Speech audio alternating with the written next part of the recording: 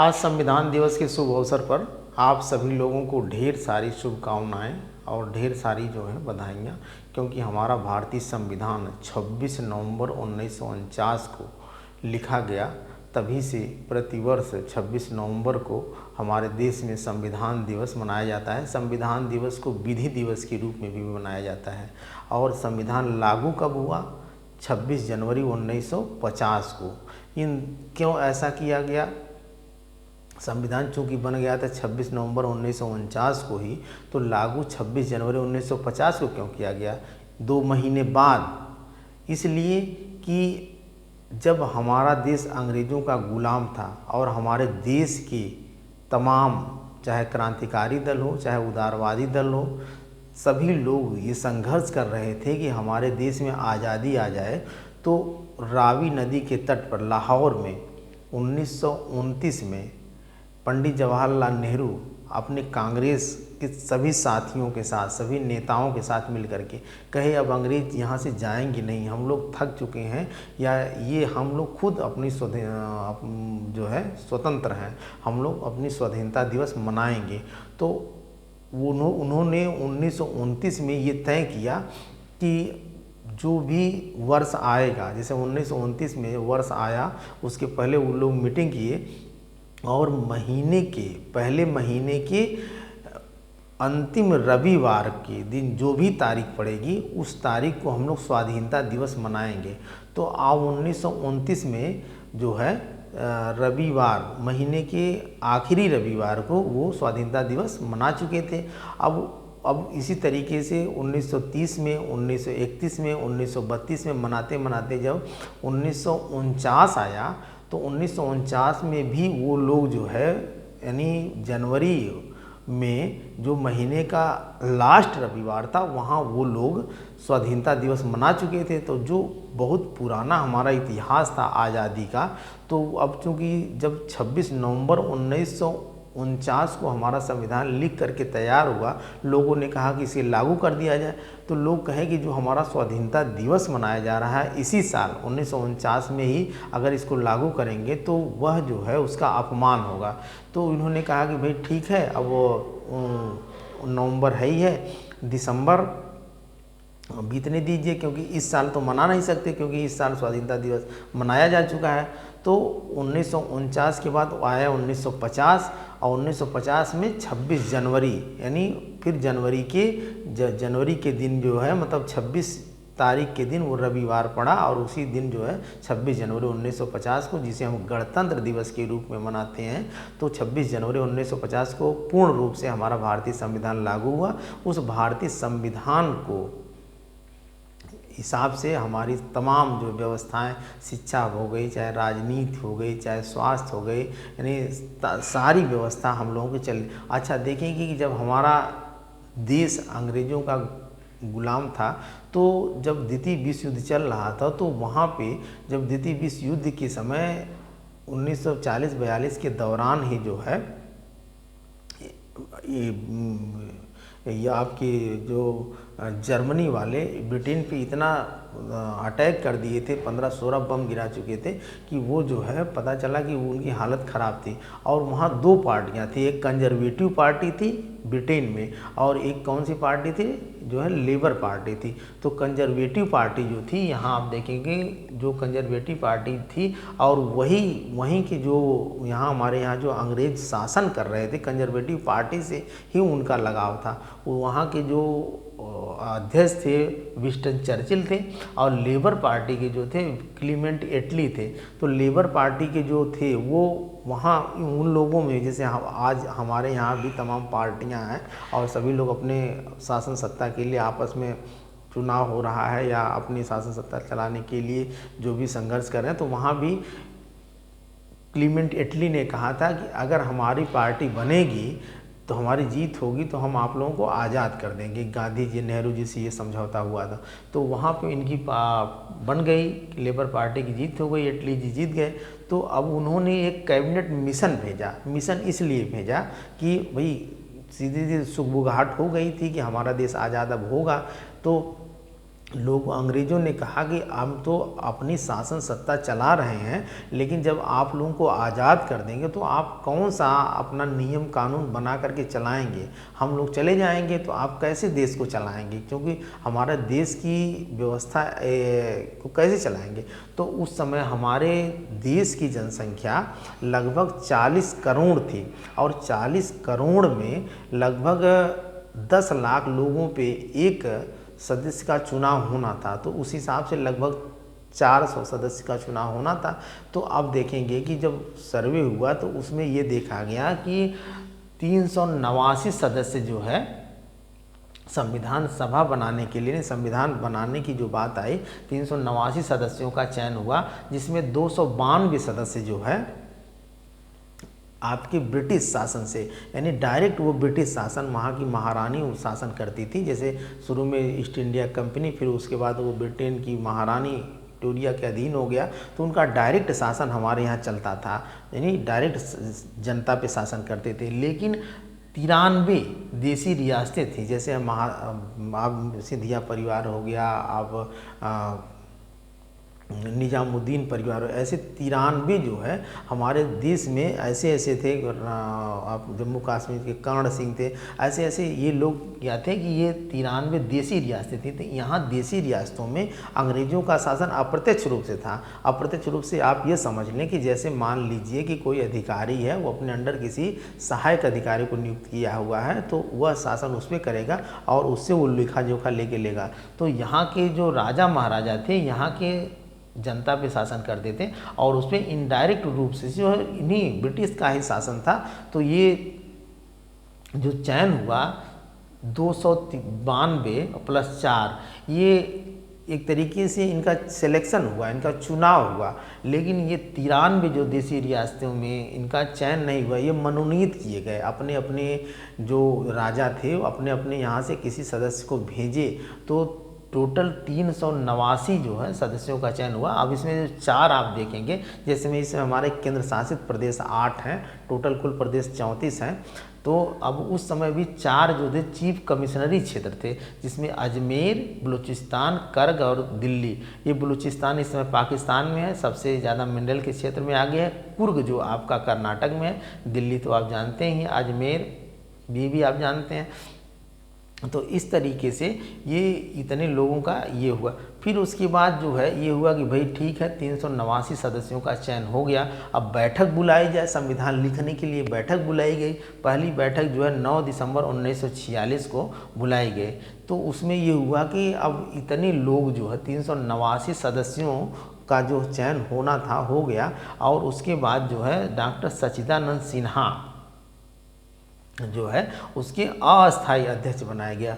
और उसके 2 ही दिन बाद, यानी 11 दिसंबर 1946 को फिर डॉक्टर राजेंद्र प्रसाद जो है उसके अस्थायी सदस्य बनाए गए। अब देखेंगे कि जब ये 389 सदस्य जो चुने गए तो उसमें 15 महिलाएं थी, लेकिन जब पहली बैठक हुई तो 207 ही सदस्य आए। और उसमें क्या था कि 9 महिलाएं आई, सदस्य पूरे नहीं आए, क्योंकि मुस्लिम लीग के जो 73 सदस्य थे वो कहे कि हमसे क्या मतलब है, हमारा देश तो पाकिस्तान अलग हो जाएगा तो हम लोग अपने यहाँ चले जाएंगे, भारतीय संविधान से हमको क्या मतलब है। दूसरी चीज़ जो देसी रियासतें थी वो भी कन्फ्यूज थी, वो कहे कि हमको इस संविधान से क्या मतलब, हम अपने यहाँ के शासन सत्ता सारी व्यवस्था हम खुद चलाएँगे, हमको भारत के संविधान से क्या मतलब है, हमारा तो अलग अलग स्टेट है, अलग अलग हमारा क्षेत्र है, हम अपने क्षेत्र में जैसे चाहें वैसे अपना राजपाट करेंगे। तो तीसरी बैठक फिर 13 दिसंबर 1946 की हुई, जिसमें उद्देश्य प्रस्ताव पारित किया गया जवाहरलाल नेहरू जी के द्वारा। तो डॉक्टर अंबेडकर जी इसका विरोध किए, क्योंकि सदस्यों की संख्या 207 थी। तो डॉक्टर अंबेडकर जी कहे कि एक बार जो है नेहरू जी आप जा कर के बात कर लीजिए मुस्लिम लीग से भी और देसी रियासतों से भी, क्यों नहीं आ रहे हैं। तो इसलिए जो है बात हुई। अब डॉक्टर राजेंद्र यहाँ पे डॉक्टर अंबेडकर जी की बात आई। डॉक्टर अंबेडकर जी जो थे, अब चूँकि ये था कि भाई इस संविधान सभा के सदस्य बनने की बात आई कि जब संविधान सभा में अगर वो सदस्य ही नहीं रहेंगे तो उनका कोई योगदान ही नहीं रहेगा। तो ये हुआ कि वो चुनाव लड़े बम्बई से, और उस समय इतना छुआछूत भेदभाव था, एक तरीके से मान लीजिए वो छोटी बिरादरी के ही थे डॉक्टर अंबेडकर जी। और बहुत संघर्ष किए, उनके पास 32 डिग्रियाँ थी, 4 पीएचडी की डिग्रियाँ थी, विदेश से डिग्रियाँ थी। उनका आप इतिहास उठा के देखेंगे, उनकी किताबों का अध्ययन करेंगे तो हमारे भारत में सबसे ज़्यादा विद्वान, सबसे ज़्यादा पढ़े लिखे अगर कोई है तो डॉक्टर अंबेडकर ही थे उस समय।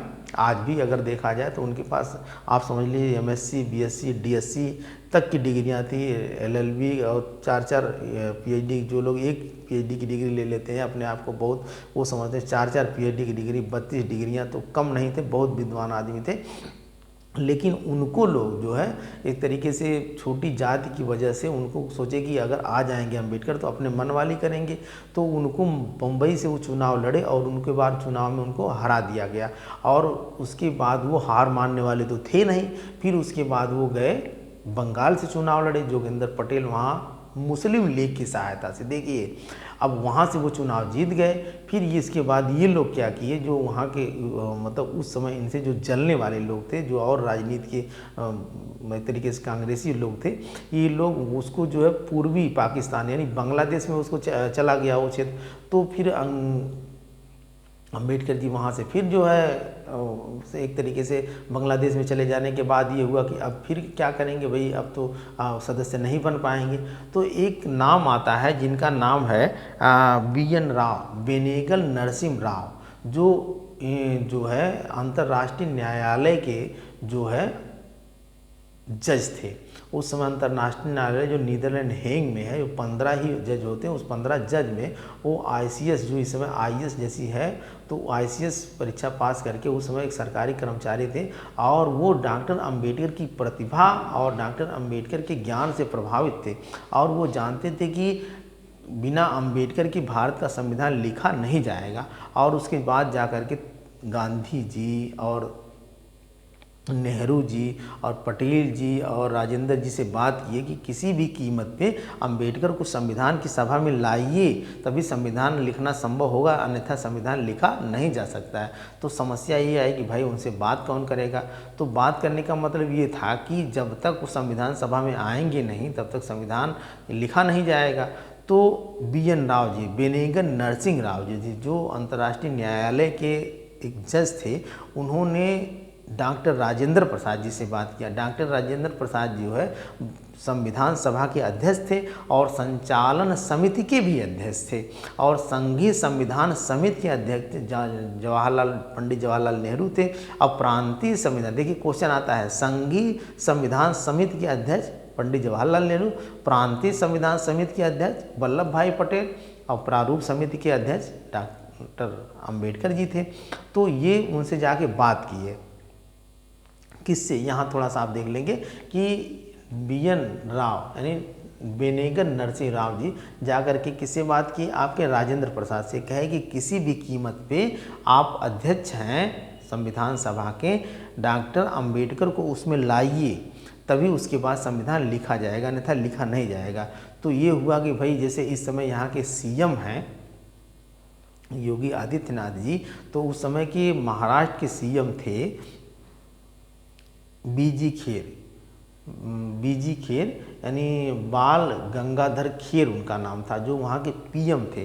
तो उनसे कहे, और उसके बाद उनके जो एक तरीके से मंत्रालय बनाए थे उसमें मंत्री के पद पे थे MR जयकर, मुकुंद राव जयकर। यही मुकुंद राव जयकर का नाम आप देखेंगे उस समय था जब गोलमेज सम्मेलन 1932 में हुआ था। मदन मोहन मालवीय, MR जयकर और गांधी जी के साथ ये लोग गए थे और हस्ताक्षर किए थे डॉक्टर अंबेडकर जी और मदन मोहन मालवीय जी। गांधी जी उसमें हस्ताक्षर नहीं किए थे।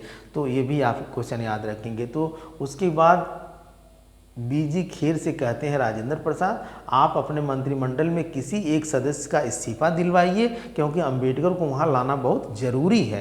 तो BG खेर जी यानी बाल गंगाधर खेर जी MR जयकर से कहते हैं, MR जयकर मुकुंद राव जयकर जी इस्तीफा देते हैं, उस स्थान पे डॉक्टर अंबेडकर जी का चयन होता है। जैसे नहीं होता है कि आप देखते हैं कि कोई सांसद है और फिर उसके बाद उसको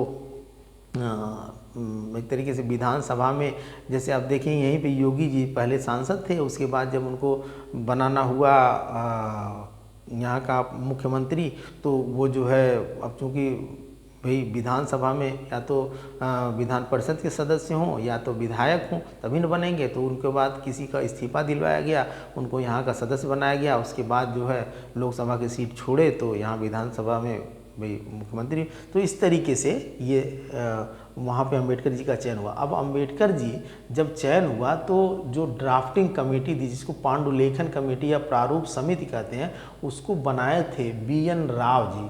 हालांकि अध्यक्ष थे डॉक्टर अंबेडकर जी और उसमें 7 सदस्य थे। इसे भी आप याद रखेंगे। 7 सदस्य में मोहम्मद सदुल्ला, BN मित्रा, N गोपाल स्वामी अय्यर, DP खेतान, कृष्ण स्वामी अय्यर, KM मुंशी, डॉक्टर अंबेडकर जी प्रारूप समिति के अध्यक्ष थे। लेकिन प्रारूप समिति को बनाए कौन थे? BN राव, बेनेगन नरसिम्हा राव। ये भी क्वेश्चन आता है, इसमें काफ़ी लड़के कन्फ्यूज हो जाते हैं, तो इसको कन्फ्यूज होना नहीं है। अब हमारा संविधान 26 नवंबर 1949 को बन के तैयार हुआ, जिसमें 284 सदस्यों ने उस पर हस्ताक्षर किया। आंशिक रूप से पास होने की बात आई, लेकिन पूर्ण रूप से अगर पास किया गया तो 26 जनवरी 1950 के, मैं इसके बारे में आप लोगों को बता चुका हूँ क्यों।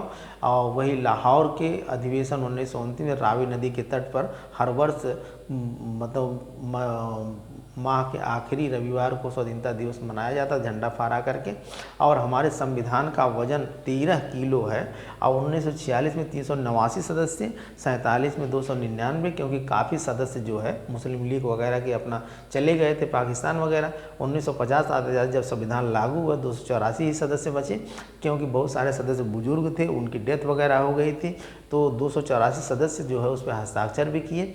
अब वो समय 2 वर्ष 11 महीने 18 दिन लगा। अब उस समय संविधान में भाग थे 22, लेकिन इस समय भाग जो है 25 है। अनुच्छेद उस समय 395 थे, इसमें 475 है। उसमें सूचियाँ 8 थी, इसमें सूचियाँ 12 हैं। तो इस तरीके से हमारा जो सभी लोगों को जैसे संविधान के बारे में जानकारी रखना बहुत ही ज़रूरी है। विशेषकर जो पढ़ने वाले लोग हैं, जो समाज के लोग हैं, जो सभी लोग सक्रिय हैं समाज में, हम अगर रह रहे हैं, चाहे कम पढ़े लिखे हैं चाहे ज़्यादा पढ़े लिखे हैं, चाहे समाज में हमारा सभी लोग आजकल तो इंटरेस्ट ले रहे हैं राजनीति में, तो इस चीज़ को जानना बहुत ज़रूरी है। और संविधान दिवस या इसको विधि दिवस भी कहा जाता है।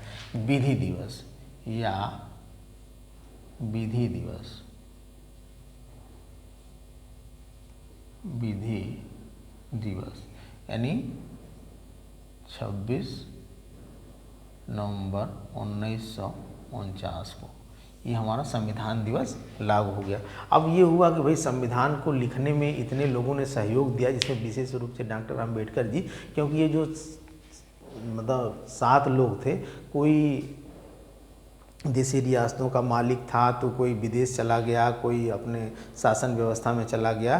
तो उसमें मेन रूप से कहा जाता है डॉक्टर अंबेडकर जी जो है उस संविधान यानी हमारे भारतीय संविधान का जनक डॉक्टर अंबेडकर जी को ही कहा जाता है। 2 वर्ष 11 महीने 18 दिन में इसको लिखे।